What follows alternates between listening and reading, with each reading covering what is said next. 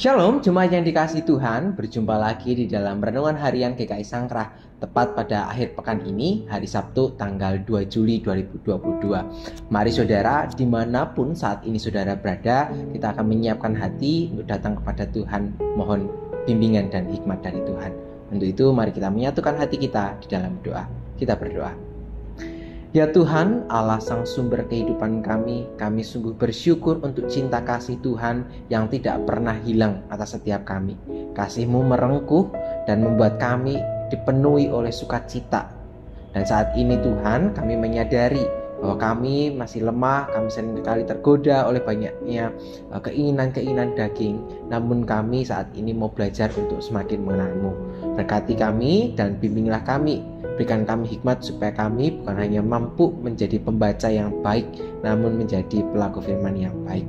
Terima kasih ya Tuhan, inilah doa kami yang boleh kami naikkan hanya di dalam nama-Mu, Putra-Mu Tuhan kami Yesus Kristus, Tuhan dan Juru Selamat kami yang hidup. Haleluya, amin.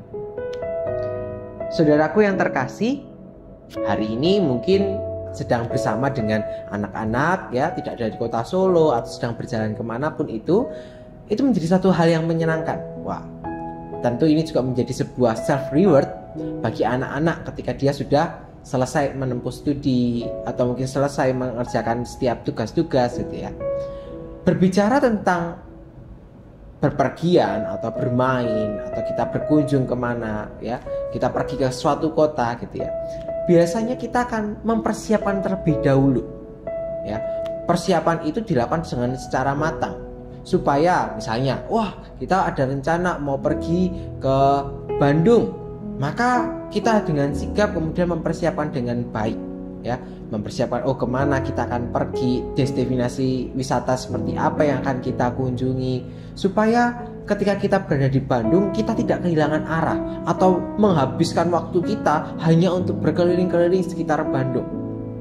Jadi kita punya waktu yang sangat efisien, semua menjadi on the track gitu ya, maka kita bisa mengunjungi 1, 2 atau bahkan lebih ketika kita punya schedule ya, karena kita sudah mempersiapkan sebelumnya. Nah saudara yang terkasih, kalau kemudian kita tidak melakukan ini, seringkali waktu kita habis terbuang percuma hanya untuk berkeliling-keliling mencari jalan, kemudian mencari destinasi-destinasi wisata yang lainnya, dan akhirnya yang kita dapat bukanlah semangat untuk refreshing bersama, untuk penyegaran, tetapi kita justru kelelahan.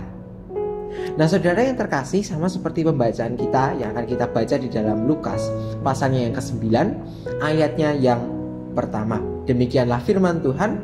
Maka Yesus memanggil ke-12 muridnya, lalu memberikan tenaga dan kuasa kepada mereka untuk menguasai setan-setan dan untuk menyembuhkan penyakit-penyakit. Saudara yang terkasih, demikianlah pembacaan kita. Berbahagialah setiap kita yang bukan hanya mampu membacanya, tapi juga melakukan di dalam kehidupan kita sehari-hari. Di dalam pembacaan kita, satu ayat yang telah kita baca itu merupakan satu kesatuan di dalam perikop di dalam Lukas pasal yang ke-9 ayat 1 sampai ke-6 ya. Di situ Lembaga Alkitab Indonesia memberikan judul pada perikop ini, yaitu Yesus mengutus ke-12 murid. Namun di bagian ini kita mendapati bahwa Yesus itu tahu dan menyadari betul, ia memfokuskan diri kepada pelayanan bagi seluruh ciptaan. Ia tahu bahwa ia hadir ke dalam dunia untuk menghadirkan kerajaan Allah, mengadakan damai sejahtera ya bagi semua ciptaan. Untuk itu Yesus kemudian mengarahkan hati, mengarahkan banyak pikiran untuk mencoba menghadirkan kerajaan Allah itu. Dan dalam ranah yang sama, Yesus juga sedang mengutus ke-12 muridnya. Ketika Yesus mengutus dan meminta para murid untuk berkarya, Tuhan tidak tinggal diam. Tuhan sudah mempersiapkan dengan baik. Tuhan telah memberikan di dalam bacaan kita ya, memberikan tenaga, kuasa gitu ya, yang akan membuat mereka menjadi kuat. Dia diberikan sebuah legasi, diberikan sebuah otoritas untuk menguasai roh-roh jahat. Sehingga ketika Tuhan Yesus mengutus, Yesus bukan hanya mengutus saja tanpa tidak memberikan bekal, tapi Yesus sudah memperlengkapi. Namun kalau dalam bacaan kita mengetahui bahwa jangan sampai kemudian para murid itu hilang fokus. Bagaimana kekhawatiran-kekhawatiran yang muncul tentang misalnya di dalam perjalanan, bekal yang mereka harus bawa, dan segala persiapan termasuk dengan uang dan lain sebagainya. Hal-hal ini tadi memang perlu, namun seringkali hal-hal ini tidak menjadi hal yang utama ya, atau sekunder sebenarnya. Namun kita harus tahu peran kita sebenarnya apa, sehingga apa yang kita butuhkan ya dapat terwujud, sehingga yang menjadi samping-sampingan ini tidak berjalan kepada hal-hal yang tidak gitu ya, atau justru membuang energi kita secara percuma. Nah, saudara yang terkasih, maka daripada itu Yesus itu mengingatkan kepada para murid untuk stay fokus. Ayo, kamu sudah aku kasih tugas, maka jalanlah kepada tugas yang sudah aku berikan kepadamu ya. Tuhan memberikan kepada mereka ya sesuatu yang jauh lebih berharga, yaitu Tuhan memberikan tenaga, kekuasaan ya, yang membuat mereka menjadi dimampukan untuk melakukan setiap karya. Nah, bagaimana kemudian firman ini berbicara kepada setiap kita ya. Setiap kita di dunia ini memiliki peranan masing-masing, entah sebagai orang tua, sebagai anak, sebagai orang dengan berbagai macam profesi, dan itulah yang Tuhan berikan kepada setiap kita. Maka di dalam setiap tugas dan peranan itu, mari kita tanya kepada Tuhan apa yang Tuhan mau di dalam hidup kita. Ketika kita sudah tahu jelas, oh Tuhan mau saya seperti ini, maka kita diajak untuk benar-benar fokus dengan panggilan yang Tuhan berikan kepada kita ya. Ketika kita bisa memahami tadi peranan ini tadi, dan kita melakukannya dengan kesungguhan hati, maka ada buah-buah yang akan kita dapatkan dari apa yang sudah kita lakukan, dan semuanya kembali untuk kemuliaan Tuhan, bukan untuk diri kita. Saudara, memang hal ini menjadi susah untuk menjadi fokus kepada satu hal. Seringkali ketika kita mungkin bekerja atau kita sedang melakukan aktivitas, ada berbagai macam hambatan. Kalau bahasa anak mudanya itu adalah semacam distract gitu ya.